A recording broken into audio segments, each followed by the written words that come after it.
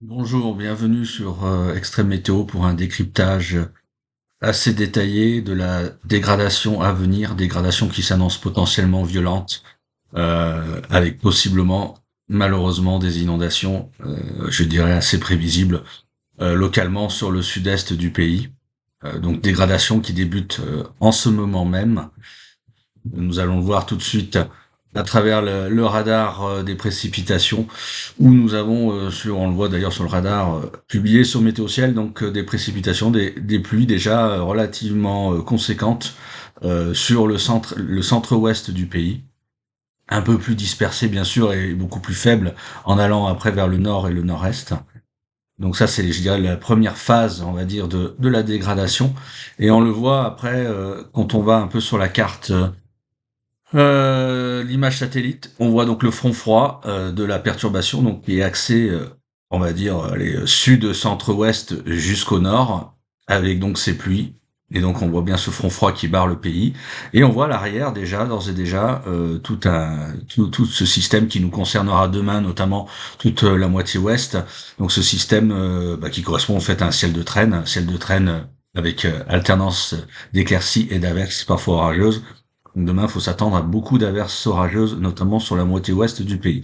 Mais en revenant à la situation d'aujourd'hui, il va falloir surveiller surtout ce qui va se passer à l'avant du front froid, comme bien souvent, avec de l'air chaud qui arrive par le sud, sud-ouest, de l'instabilité déjà présent, et également des cisaillements de vent. Donc c'est dans ces secteurs-là qu'il va falloir surveiller, je dirais, la dégradation qui va s'opérer cet après-midi. Alors notamment à partir des Pyrénées-Atlantiques, en remontant vers le Gers et en direction du Lot, où on pourrait avoir cet après-midi des orages supercellulaires localement potentiellement forts, avec de la grêle jusqu'à 4 cm de diamètre, des fortes pluies et potentiellement quelques rafales de vent jusqu'à 90 km/h.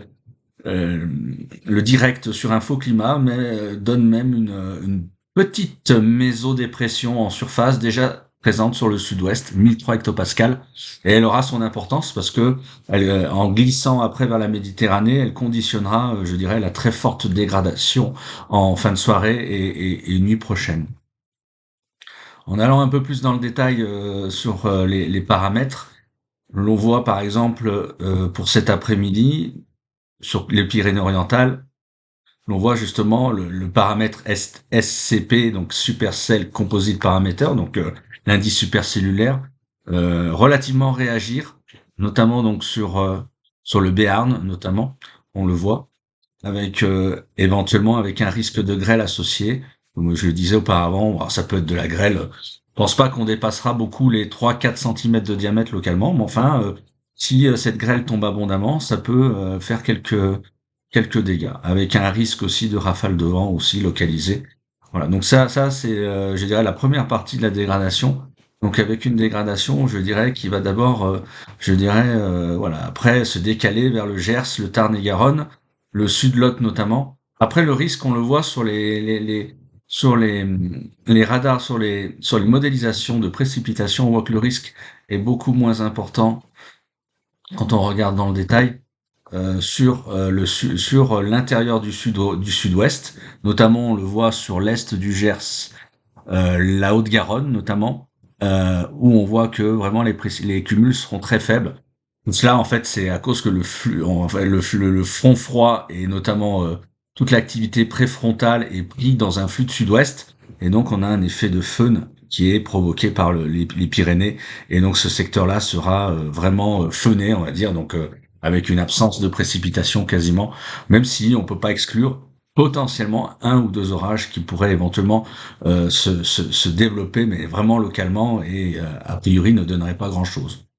Maintenant, quand on arrive un peu plus tard dans la soirée, le front froid continue son déplacement vers l'est, en donnant toujours de fortes pluies localement, un peu d'activité orageuse, éventuellement de la grêle, éventuellement des rafales de vent, notamment du nord Gironde au Limousin, en remontant sur l'Auvergne et la Bourgogne, et en touchant éventuellement aussi le nord Rhône-Alpes. Mais ce qu'on va surveiller aussi en cours de soirée, c'est l'activité qui va augmenter sur l'Occitanie, plus globalement, notamment plus à l'est, c'est-à-dire vers l'Ariège, en remontant sur l'Aveyron et le Tarn notamment.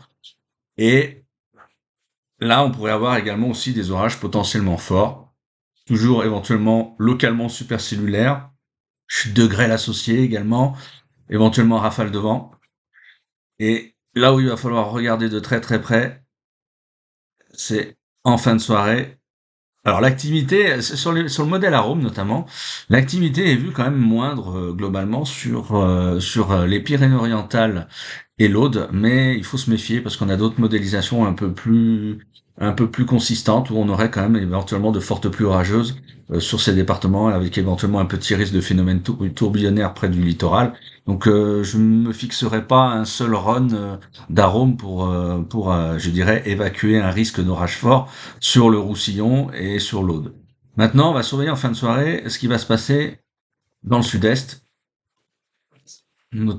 et notamment en arrivant sur l'Aude, euh, le Gard, le sud, le sud-sud-est de la Lozère, et après, bien sûr, ça glissera vers le sud de l'Ardèche, l'intérieur du Gard donc, et plus tard la Drôme, le Vaucluse, les Bouches-du-Rhône et l'ouest du Var. Alors, on a des disparités suivant les modèles. On a des modèles qui sont un peu plus généreux en précipitations rageuses près des littoraux, et on a Arôme depuis le début qui lui persiste, bon, mais qui est relativement performant sur ce type d'épisode, et lui persiste à avoir plutôt des très fortes pluies orageuses plutôt dans l'intérieur et épargnant les littoraux. Alors moi, je dirais qu'il vaut mieux rester prudent. Moi, je pense que les littoraux localement peuvent être fortement touchés, notamment sur les Bouches-du-Rhône et notamment sur l'ouest du Var. Donc voilà, avec un risque de stationnarité des précipitations, donc ils peuvent donner des gros cumuls. Réellement, en peu de temps, on peut avoir 100 mm.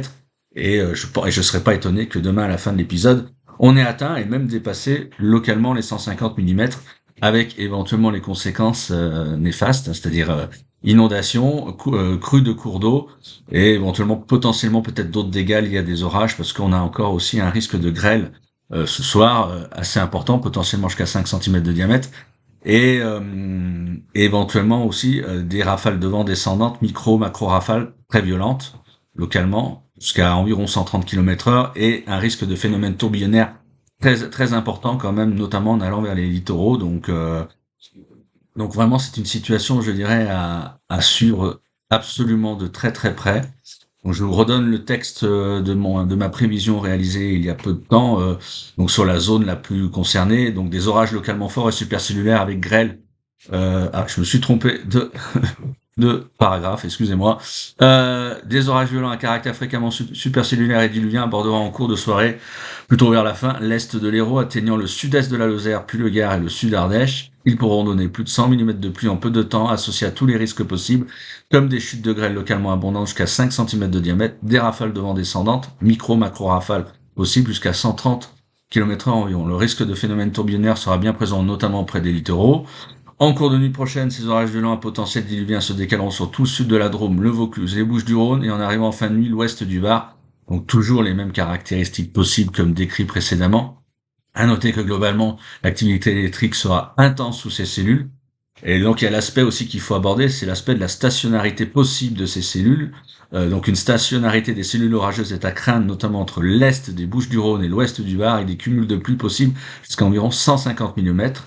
Une stationnarité n'est pas à exclure non plus auparavant plus à l'ouest, mais paraît moins probable, et donc on doit s'attendre sur ces secteurs à des débordements, des ruissellements et des inondations localisées. Les cours d'eau devraient vivement réagir. Donc voilà un petit peu, je dirais, le fond de la prévision. Maintenant, quelque chose de beaucoup plus technique. J'ai pris un radiosondage qui donne un état à un instant T, donc une prévision à un instant T de l'atmosphère, donc de la colonne atmosphérique avec les différents paramètres. Je rentrerai pas dans les détails parce que c'est assez ardu de tout expliquer. Donc ce radiosondage a été pris à 22 heures ce soir. Notamment en arrivant, enfin près de 22 heures quoique ce raid de sondage a été pris un tout petit peu plus tôt aussi, en arrivant je dirais proche de l'arrivée de la dégradation, notamment entre l'est de l'Hérault, le Gard, le sud-est Lozère, où on voit plusieurs choses à noter. C'est un très fort risque supercellulaire, donc l'indice SCP réagit à 13,4, ce qui est conséquent, donc ça veut dire des orages potentiellement violents. Et on a un très fort risque aussi tornadique, donc qui est révélé aussi par l'encart Tor, qui veut dire tornade, hein, tout simplement, où on a un risque vraiment de phénomène tourbillonnaire important sous ces orages dans la soirée, en arrivant, je dirais, toujours sur l'est Languedoc notamment. Et on a, ce qui est à noter aussi, c'est donc un réservoir d'instabilité, notamment nous ce qu'on appelle la Moucape, qui est donc à près de 2000 joules par kilo, et on a surtout donc aussi un contenu en eau précipitable de l'atmosphère qui est très important, largement plus de 45 mm. Là, on est à 46,6 mm, mais il n'est pas déconnant de penser qu'on atteindra localement les 50 mm.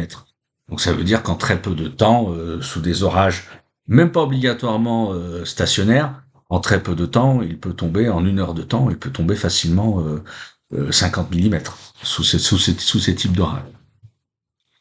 Pour le reste, il y a pas, je vais pas rentrer dans les détails. Les cisaillements et le potentiel d'hélicité est très important, notamment le potentiel d'hélicité. Donc des cisaillements aussi tout à fait importants sur toute la colonne, également important en basse couche. Donc ce qui favorise, je dirais, le risque tourbillonnaire. Et on a donc on a un niveau de condensation qui est relativement bas aussi, donc qui favorise également le risque tourbillonnaire. Voilà un petit peu ce qu'on pouvait dire sur cette dégradation. Alors cette dégradation demain matin se poursuivra certainement, je dirais, du côté de l'est des Bouches-du-Rhône et du Var. Donc il faudra quand même, je dirais, assez vigilant. Même le Var, hein. Le Var ne peut être tout à fait, je dirais, relativement concerné demain. On a même éventuellement une deuxième salve, peut-être demain après-midi, possible, sur entre, je dirais, l'est des Bouches-du-Rhône et le Var. Donc tout ça demandera des précisions. Et on voit en regardant, mais alors ça c'est à prendre à titre indicatif, on voit que les cartes de cumul sur Arome notamment, avec une forte réaction des cumuls, notamment entre l'est des Bouches-du-Rhône pardon et le Var. Auparavant, on avait aussi une forte réaction, mais bon, je pense qu'il faudra toujours aussi en tenir compte, hein, entre le sud Drôme, le sud Ardèche, également le Vaucluse et potentiellement le Gard. Voilà. Après, quand on fait du run par run, forcément, on a des disparités. Donc, il faut pas s'étonner. Il faut essayer d'arriver, comme je dis toujours, à prendre aussi des moyennes. Maintenant, si on regarde sur un autre modèle comme le modèle suisse, les cumuls, on verra certainement. Juste que je recale sur un autre secteur.